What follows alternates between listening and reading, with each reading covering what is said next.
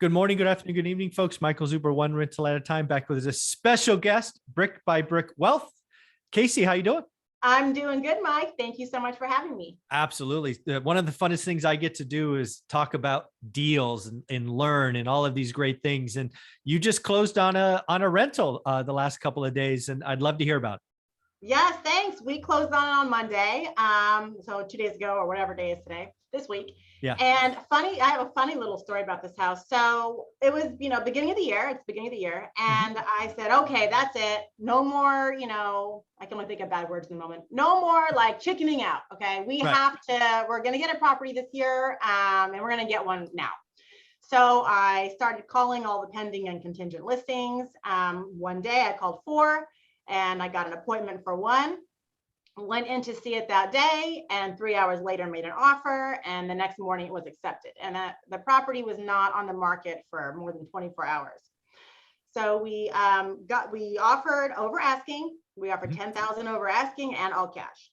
And because I said, I want this house. This house is good. It was in my buy box, as we've talked about before. It was perfect. It was an old lady house. It's never been a rental before. She took immaculate care of this property. It had, for Memphis, we don't have sprinklers in the yards. It rains so much, you don't need sprinklers. This house had sprinklers, like only the ritzy houses have sprinklers. This house had sprinklers. It had wired up lighting, like not just the cheapy ones from the 99-cent store. It had nice wired up lighting. The backyard was landscaped. So was the front yard, very nice.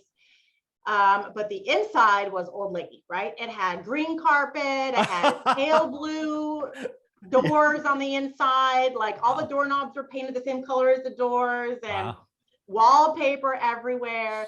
So definitely needs updates, but this lady kept it so nice. And those are my favorite kinds of houses, not ones that have been rentals before, because, property management companies and landlords kind of sometimes do the minimum job and fix them up, and they don't do upgrades and things like that. And I prefer houses that have been well kept over the years. Those ones make the best investments for me because it's the least amount of work moving forward.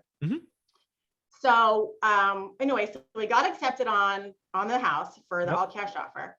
And, I'm like, okay, we got to move our money around, and we have 2 weeks to close. And then like a week later, I get a call from my agent saying, oh, the seller has to extend closing. And I'm like, why? Okay, I guess that's fine. Like, I don't really care, but why? And they said, the title company won't release the title until 60 days after death. And I said, what?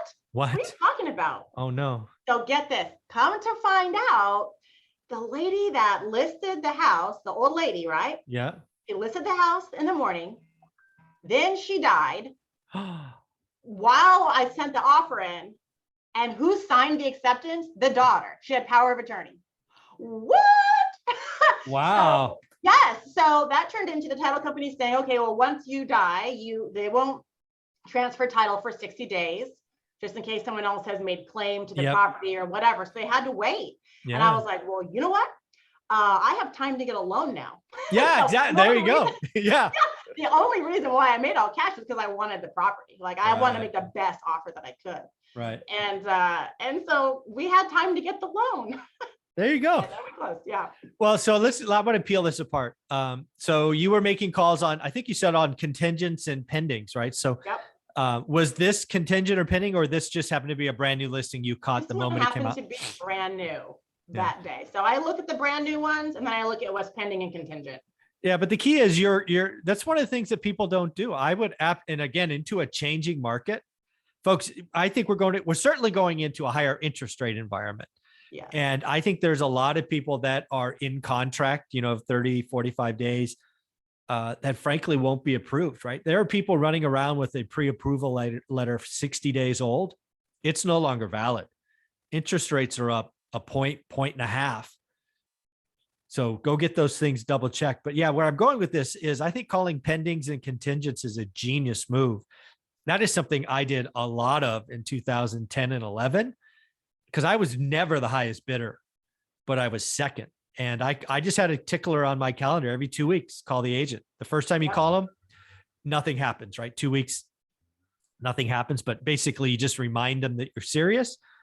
it was amazing how many I got on the second or maybe even the third phone call. So that's something I think people should pick up. For the last couple of years, it probably wasn't a strategy that worked a lot. But I think going forward, it could be a genius strategy to pick up again. So thank you for That's that. how we got our last house, was a contingent. There you go. Yep. There you And then another one before that was I don't know if it was pending or contingent, but it was in contract with somebody too. Yeah. And the reason those work, folks, is because the agent, frankly, this sounds bad, but it's definitely true, at least in a lot of cases. The agent has already spent that commission check, right? You're in escrow. They don't get paid till it closes. They get the thing. It's in contract. They're out doing whatever they do. They need that thing to close. So they will take the second, not go put it back on and have the open house again and do all that stuff. So you sometimes get the agent to really push it through. And I think of all the ones I picked up, I can only remember a couple where I offered the same price as the previous one. Usually I got a discount of a couple of $1,000. So it's sometimes following up is a good idea. It's definitely a really good strategy. And I preach it to my students too, because, think about it, like everyone that's listening right now, when you're on your realtor.com app and you're looking at properties, you see pending contingent, you swipe, Yeah. skip. Oh, that one's already gone. It's pending or contingent. So everybody's doing that. Everyone's swiping and moving on to what's new. So the ones that are contingent, they've got to have a high failure rate, because contingent means it's contingent upon one of the other parties buying or selling something else. And half the time that's probably going to fall through. Yep. So you have a good chance of picking up a contingent. Pending is less likely, because it just means everything is fine. It's going through the 30-day period and it'll be over. But contingents, like there's a high failure rate.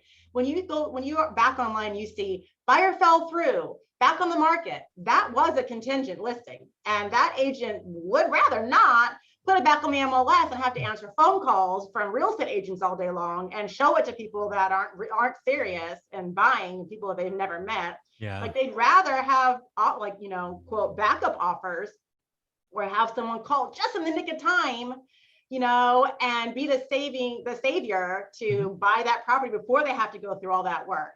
So definitely you guys who are listening to this or watching or whatever, call it pendings and contingents and think about, the 10-day inspection period. Most places it's 10 days, might be 7, but most places in the country, it's a 10-day inspection period. So call on day 8. If it's, and say, hey, I just want to call and see if you think this sale is going to go through with your current buyer. They'll know, the agent will know if it's going to go through or not. I'm going to say either, yeah, it's going to go through, so don't worry about it. Okay, thanks, bye. But if they say, you know what, I don't think it is going to go through. The buyer's going to back out. They've been wishy-washy. I expect to get the withdrawal form today. Be like, you know what? Don't put it back on the market. We want to make an offer. They're like, oh, great. Yeah. So just be the savior and just keep calling, but definitely call like right before the 10 days is up. I strongly recommend this strategy. Again, it's worked for me in the past. I haven't used it in years. I think with the changing rate environment, slowing economy, there's just more and more reasons for buyers to back out. In the past, buyers would do silly things, waive contingencies, or 10K over, just like you did in this example, because they felt like they had a diamond and they had to close. I think the psychology is dented. I think what is going on in Europe, what is going on with rates, what's going on with the economy. I think a lot of buyers who are stretched are looking for one little reason to back out. So add this to your book of tricks. Start calling on contingents and pendings. I will certainly start doing that as well. So that's a great advice. So you find this, it comes to your phone, you call the agent. Once you saw it, how soon were you at the house checking it out? Within 2 hours. That's what it takes, right? It's like, so you get the push, you're there in 2 hours, you write the offer right then. What's this? We wrote it that night. So what I did is I called the listing agent. So the agent that I used to work with, I wasn't working with him anymore. Okay. And I had tried another agent from my investor group, but she was always busy and on vacation. So I'm like, that's not working out for me. Every time I say I want to see a house, she's at Disney World. So seriously. So I was like, okay, I tried her. it was great investment, brokerage, but whatever. So I said, I'm going to go straight to the horse. And when I see a property I like, I'm going to call a listing agent. It's an incentive for them to double end it and get double commission. And I'm an easy buyer. So I called the listing agent, and that agent worked at a team. So she said, okay, I'm going to have someone from my team, call you back in a few minutes. I was like, okay. So this guy called me back, and we went to see the house, and I said, look, your team has this listing. So what's the deal? What's going on with the seller? How many offers have they gotten? Have you guys gotten? Like, tell me all the details. And some agents will tell, and some agents won't. But you never know unless you don't, unless you ask. So he's like, you know what? Let's wait a little bit. Let's see what offers come in, and then we'll know how to structure our offer. Because I was like, look, I'll be honest. I really want to do a loan for this property. It was 100. They were asking 162 or something like that, and we offered 175 eventually. Okay. But I said I would like to do a loan, because if I can put 20% down, I can buy more houses. If I have to pay all cash and then wait 6 months or a year to do a cash out refinance, I'm a bit worried, because rates are going up. Am I not cash flow anymore at that point? Or what if, the laws are changing like every freaking minute? So what if they don't allow cash out refinances on investment properties next year? I mean, like, I don't know. I'm so risk averse that I'm just like, but I want the property, and I know how competitive it is right now. And I wanted to do my best that I could do. So he's like, look, let's wait a couple hours and let's see what comes in. He'll kind of like sneak and go look and see what the offers are. So he tried to sneak to see them, and the real listing agent wouldn't let him see the offers, but she gave a lot of hinting advice. And he comes back in the evening and says, okay, look, Casey, let's make the offer in the morning. He said, I think that if you offer like 185, with a loan, you could get it. But I bet if you came in at 172 or something like that, all cash, you'd get it too, And I was like, look, let's go. I know he said 165 all cash. And I'm like, dude, that's like almost at asking. Like, I know that's not going to fly. Like, I'm a bit smarter than my agent. So I thought he was a new agent as well. I hope he never sees this video. I thought he was a new agent for the things he was saying. He's like, oh, I've been here for 5 years. I'm like, really? Really? So yeah, I don't think so. Maybe you've done like one deal. But so anyway, so he came back. He told me to do 165 all cash. And I was like, no, I want the house, because you know what? Extra 10 grand is nothing in the long run. It really is nothing, not a lot of money.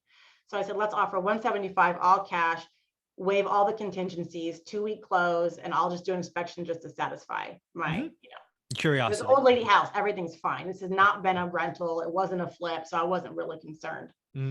So that's what we did. Nice. So what is 175 by in Memphis now? Is this a 3-bedroom, 1 bath? What do we got? Yep. So a 3-bedroom, 1 bath. This one's like 1,000 square feet. It's a bit smaller than my other ones that are in the same zip code, but it's in a B-class neighborhood with good schools. So this is where like young professionals and starter families look to buy their first home. It's in East Memphis. So it's really nice, really nice area for Memphis.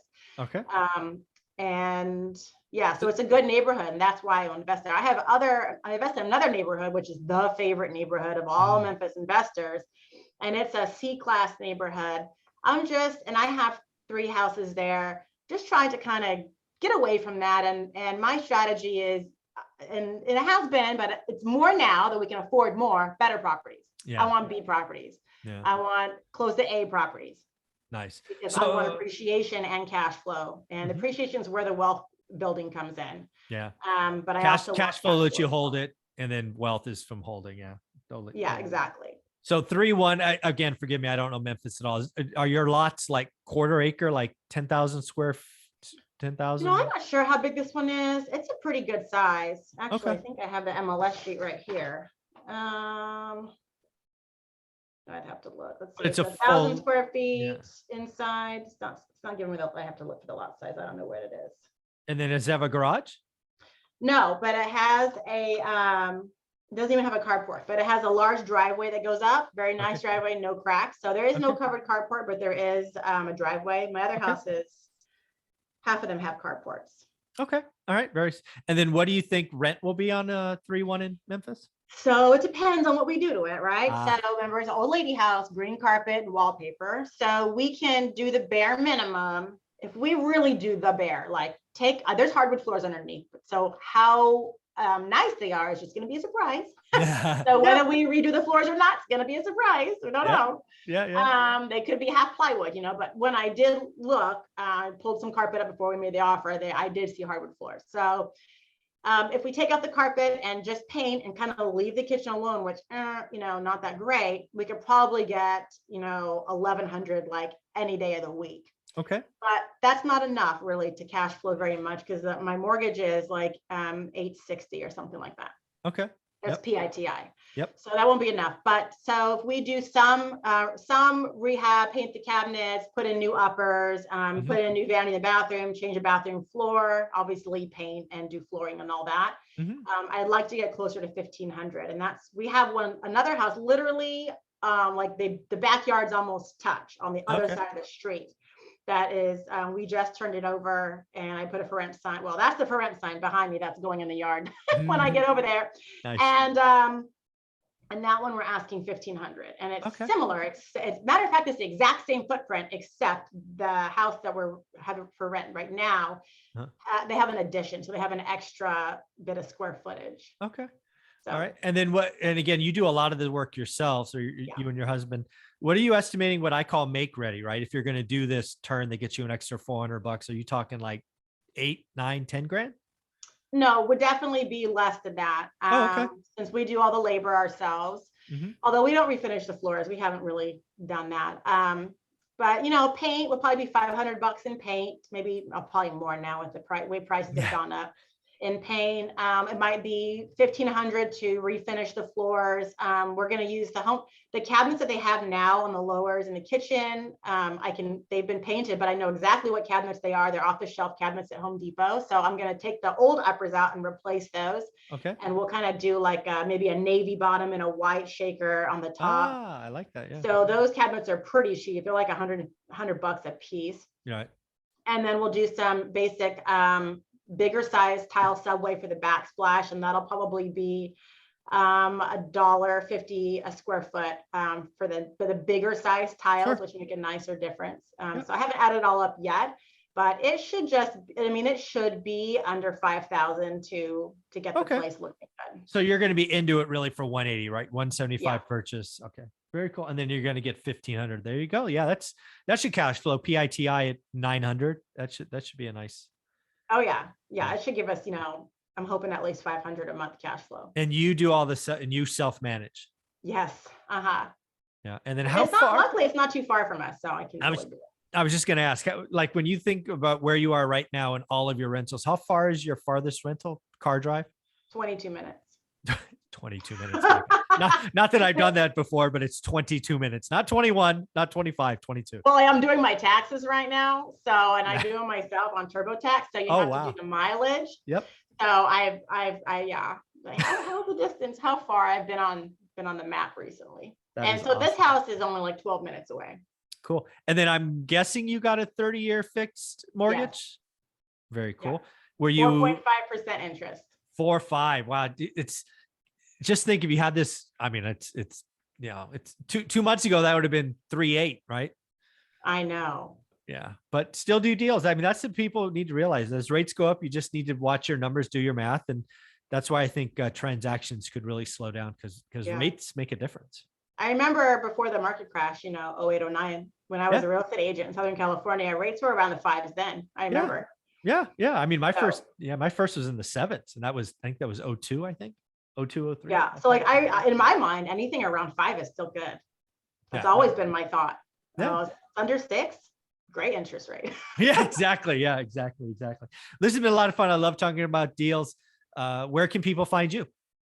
They can find me at Brick by Brick Wealth on Instagram, and also my website, brickbybrickwealth.com. I'm on Instagram daily. I put out tons of content to help new real estate investors. So it's not just fluff about my deals. It's a lot of educational content that I get a lot of saves. So if you're a newbie, check it out. Yeah, you do a great job. I check it out almost daily. So great work. Oh, thanks, Mike. I do see you're hiding my I see. I do. Sweet.